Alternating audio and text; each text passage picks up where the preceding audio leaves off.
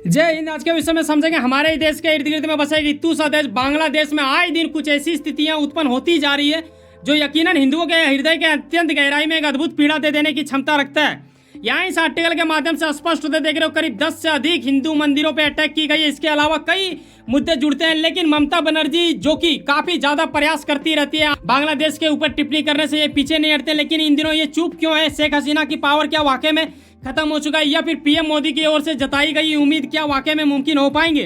तो आओ समझते हैं स्टेप बाय स्टेप कि मामला कहां से क्या जुड़ा हुआ है। यकीनन इस पर कोई शक नहीं है कि वाहियातों से भरा इस्लामिक धर्म मानने वाला एक छोटा सा देश पाकिस्तान में अगर हिंदुओं को सताया जाता है या फिर धर्म परिवर्तन होता है तो हम मान सकते हैं कि वहां के लिए आम सी बात हो चुकी है। लेकिन अब क्या हो रहा है कि बांग्लादेश जहां पे थोड़ा कम बहुत हो रहा था वहां भी अब इन्हीं के चाल में ये लोग चलने लगे हैं पाकिस्तान के बातिर। ये लोग भी कई सारे एक ऐसी स्थिति बटोरने की प्रयास कर रहे हैं जो कहीं ना कहीं दर्शाता है कि पाकिस्तान की छवि आज भी वहां पे लोगों पे मतलब दिखाई देता है उनकी हरकतों पे।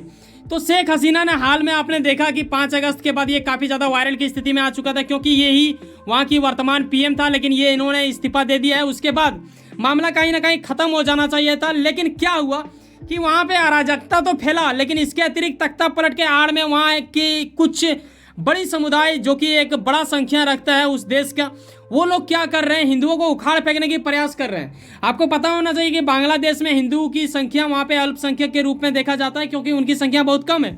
आगे मैं बताऊंगा उसके बारे में। लेकिन अब वहाँ पे एक अंतरिम सरकार भी आ चुकी है और इन्हें ऑन करने वाले व्यक्ति होंगे मोहम्मद यूनुस। ठीक है, अब यूनुस जी के आने के बाद भी वहाँ पे प्रोटेस्ट अगर आप देखो तो वो मतलब थमने का नाम नहीं ले रहा, कहीं ना कहीं कांड होती ही जा रही है।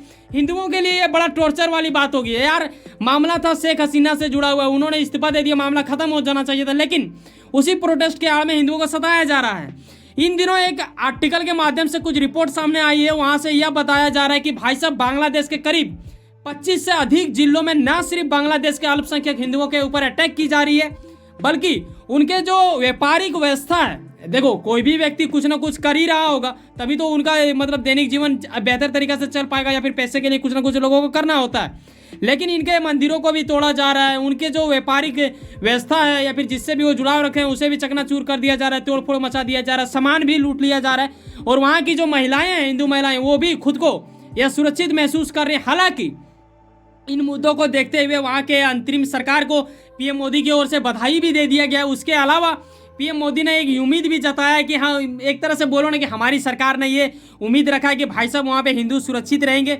अब देखने वाली बात होगा कि वहाँ के जो नए अंतरिम सरकार को कंट्रोल करेगी मोहम्मद यूनुस, वो क्या करते हैं, वो काफ़ी ज़्यादा मायने रखेगा। हालांकि शेख हसीना तो भारत आ चुकी है, ये तो आपको पता ही होगा, बीते कल भी मैंने आपको बताया था। लेकिन अब हालात ऐसा हो चुका है कि संभावना यही लगाया जा रहा है, जो इन क्षेत्रों के प्रति काफ़ी ज़्यादा जानकार व्यक्ति है, बुद्धिजीवी जिसे कह सकते हैं हम, उनका कहना है कि भाई साहब बांग्लादेश से मतलब ज़्यादा दूर नहीं है, ठीक है, पाकिस्तान के जैसा ये भी कटोरा लेके फिरेंगे। हालांकि वो बात अलग है कि भारत सरकार शेख हसीना की सरकार के साथ हमेशा मिलजुल के ही कार्य की है।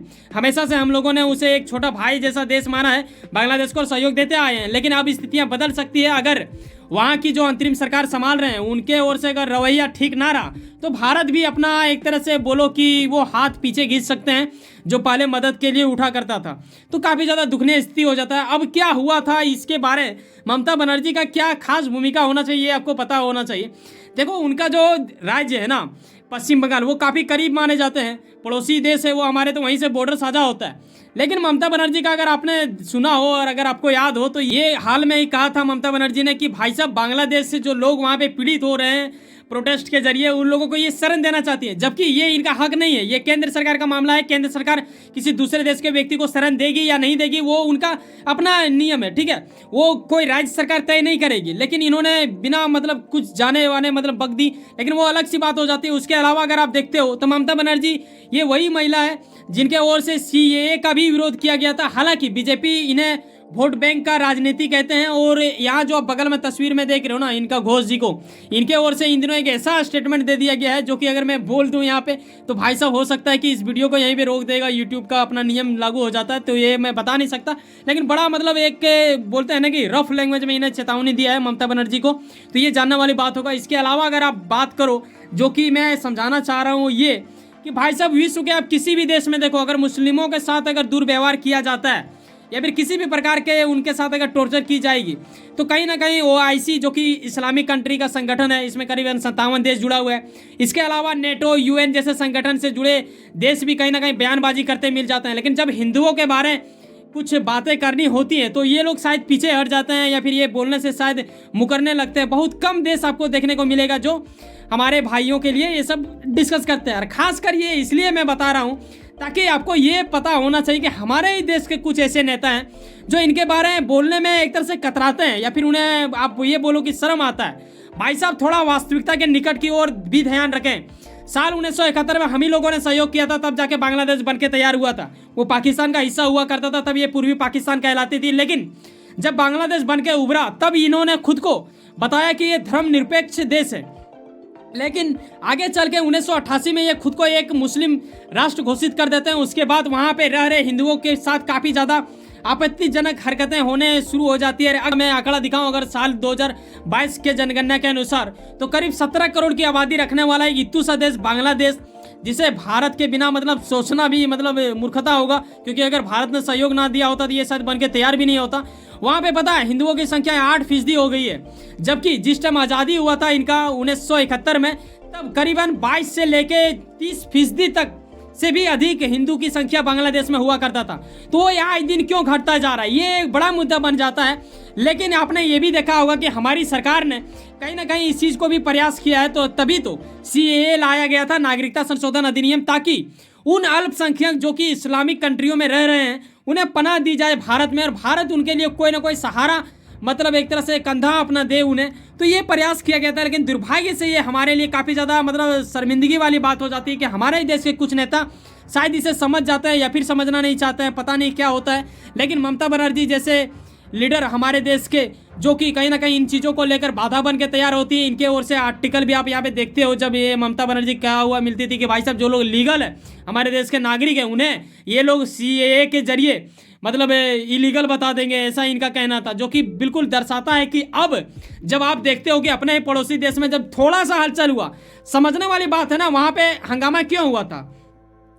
कहीं ना कहीं हमारे देश के जनता तथा नेताओं को यह समझने की जरूरत है कि हमारे पड़ोसी देश बांग्लादेश में आरक्षण को लेकर प्रोटेस्ट हुआ था, वो आगे चल के वहाँ के PM को तानाशाही कहने लगी, और अब जब उन्होंने इस्तीफा दे दिया उसके बाद ये हिंदुओं के प्रति पलट गया है। तो वहाँ पे कभी भी कुछ भी हो सकता है। आप यहीं से आकलन लगा सकते हो कि वहाँ के हिंदुओं की स्थिति कितनी ज़्यादा बुरी हो चुकी है। अब भी अगर हम लोग CAA का समर्थन ना करते हैं तो ये बड़ी मूर्खता वाली बात होगा। यकीनन इस पर कहीं ना कहीं एक तरह से जागरूकता की जरूरत है, हमें इन चीज़ों को समझना होगा। हालांकि कंगना की ओर से एक मुंहतोड़ जवाब दिया गया है ममता बनर्जी को। यहाँ इस आर्टिकल के माध्यम से स्पष्ट होते देख रहे हो कि पहली बार भारत का हिस्सा पश्चिम बंगाल को मान रही है ममता बनर्जी, ऐसा कंगना का कहना है, और इन्होंने ये चीज़ भी दर्शाया है। इसके अलावा अगर आप देखो तो इन्होंने ये भी कहा है कि ममता जानती है कि जब बांग्लादेशी शरणार्थी खंजर लेकर आएंगे तो पहले उन्हीं को सामना करना पड़ेगा। ये दरअसल कंगना जी का इसलिए ये कहना है क्योंकि ममता ने हाल ही में कहा था कि बांग्लादेश में जो लोग पीड़ित हैं उन्हें ये शरण देंगे, जबकि शरण देने का कार्य राज्य सरकार का नहीं होता, ये केंद्र सरकार तय करती है। उसी चीज़ को लेकर ये ताना मारते हुए कह रही हैं।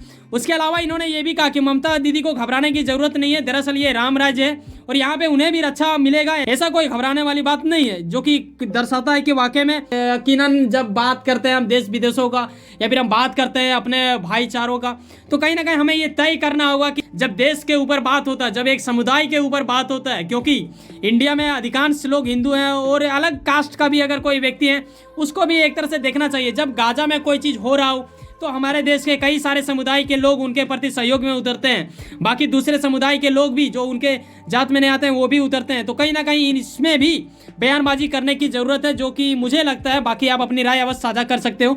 वैसे सुनो ना कहीं कुछ ना कुछ काम करते होंगे, यकीनन अपने काम के प्रति काफ़ी ज़्यादा उम्मीद रखते होंगे, यकीनन आपका मेहनत आपका मंजिल बन के मिले। वैसे सुनो ना, सब्सक्राइब कर लो वर्ल्ड अफेयर्स पॉलिटिक्स और जुड़े रहो मुझसे। चलो मिलते हैं किसी नेक्स्ट वीडियो में। बाय, जय हिंद, जय भारत।